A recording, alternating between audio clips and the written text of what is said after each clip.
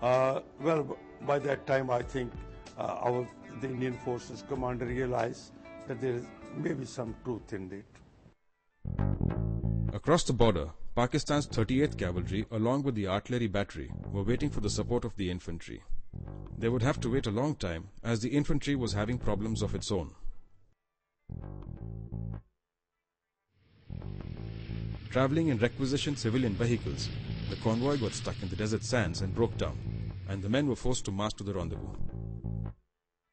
On December 5th, at 2 a.m., tired of waiting and deciding to go ahead with the available troops, 38th Cavalry began the next wave of the thrust. At about the same time, Pakistan's 22nd Cavalry, organized into 4 squadrons, each carrying a company of infantrymen, had reached the Longewala-Jaisalmer road, bypassing the post and positioning themselves in the rear of its defenses. So far, things were going according to plan and looked in favor of the Pakistani forces.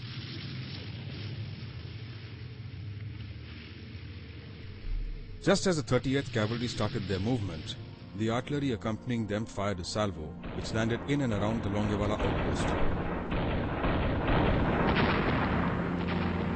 When I was through to the general officers on the telephone at night, you can say at about 1 o'clock, midnight, on night 4th, 5th December, the enemy artillery across the border, the medium guns started shelling our posts.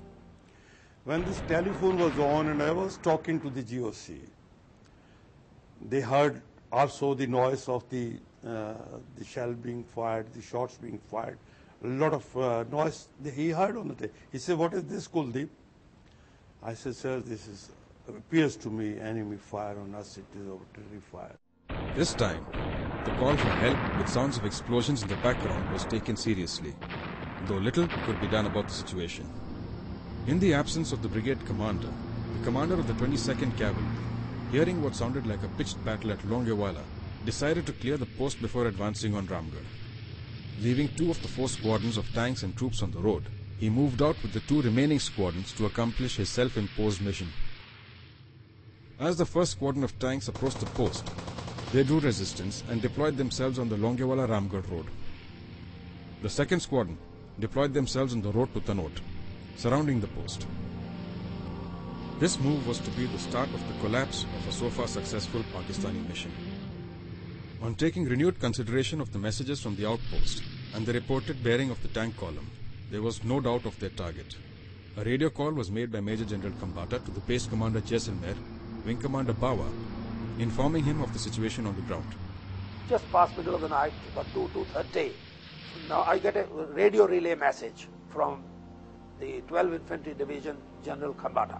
And he told me, look, the enemy is running to capture the Jaisalmer airfield and he's coming in with tanks. So if you want to stay, you stay. You want to get away from there, you get away. I told him that you are supposed to stop these tanks from getting to the airfield. The air defense is your problem. He says, I'm too far away, I cannot do anything for you. Since I cannot do anything for you, you have to fend for yourself. I was supposed to be defended by missiles, but he says, I don't know where they are. Though the missiles were in the area, but not deployed. I know I'm making an assertion on this because the missile batteries were being housed on the airfield in the air-conditioned room. But people had gone out to carry out reconnaissance, but not deployed. Soon after, another communication was received by the Air OP commander based at Renault. At about 4:30, General Kambata was on the line. Now this is what exactly he told me. He said, Atma, enemy tanks are now heading for Longewala post. And first we were not believing these reports. But now it is confirmed that they are enemy tanks. And we have no FAC there, no artillery there, and no anti-tank guns. Sangha was my best pilot. He was a flying instructor. And Sangha, I said, I think it is Sangha who should go first because I had only slept about 2 or 3 hours that night. And I briefed him about the whole situation. And Sangha took over at first light.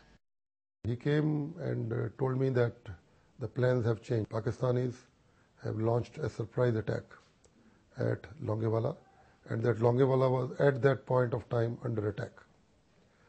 And he also informed me that our own air support would be coming in from Jaisalmer. When this was apprised to me by the general that the tanks were running in, I called the flight commander and I also called the ground defense commander. I apprised them of the situation that we are going to be overrun by the tanks if they succeed in coming in here. If the enemy has crossed into our territory or across the international border, he must have crossed at sundown or little after sundown. By the time the thing filtered and came up to me at 2:30 or so, the tanks, if they had hit the Blacktop Road, they would be at Jaisalmer within about 4 to 5 hours. Because once they are on the Blacktop, the trucks and the tanks can maintain a high speed and reach. So calculating that way, I was expecting the tanks to get to Jaisalmer just about the time when the day was breaking. Months of preparation were now to be put to the test. There was no panic as such, but we decided to change the armament load of the aircraft to tank penetrating rockets, armor penetrating rockets, and that took some time. The ground crew worked very hard in the darkness and got the aircraft ready by dawn. At first light on the morning of 5th December, 2 Hunter aircraft were launched from Jaisalmer. The first 2 aircraft, flown by Coordinator D.K. Das and Flight Lieutenant Gosain, with the instructions to examine if there are any tanks around Jaisalmer airfield itself. It was still dark. So getting out onto the taxiway also itself was a problem because there was no light in the Hunters. Well, you can call it as luck or whatever the case may be. We could just about make out the center line of the taxi tracks or something like that. So we started following that. We went up to the runway, and when we asked for the permission, etc., all that the ATC said was, "You are clear to taxi out, clear to line up, clear to take off." All in one go. So, okay. So there we go. We lined up. I told Ramesh Gosain, I said, after 10 seconds you get airborne. My nav lights are on. So follow that. My takeoff was from the broken lines of the center line. From one broken line to another broken line because I couldn't see anything further than that. So we got airborne and my number 2 Gosain caught up with me. We did a complete turn towards the north. I could just about barely make out the silhouette of the Jaisalmer fort. So I went up to the Jaisalmer fort, hugging the ground. If you avoid the fort as such, right, we could comfortably fly at about 50 to 70 feet. From there onwards, since I knew the topography and the area well, I caught on to the road which was leading from Jaisalmer to Ramgarh. That was the tar road. My idea was to just keep seeing that road because that is the only navigation aid which I have got to go to Ramgarh.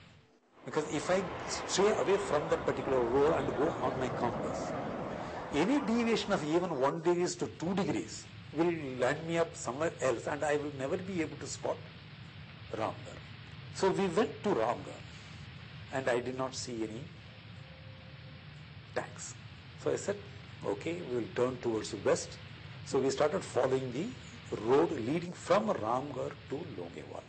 As we closed in towards Longewala, I could spot something black like matchboxes lying on the ground. That was the first hint of tanks. So I said, Ramesh, can you see what I see? He said, yes, sir. It's okay. Now, by the time we went close by, the light had come up and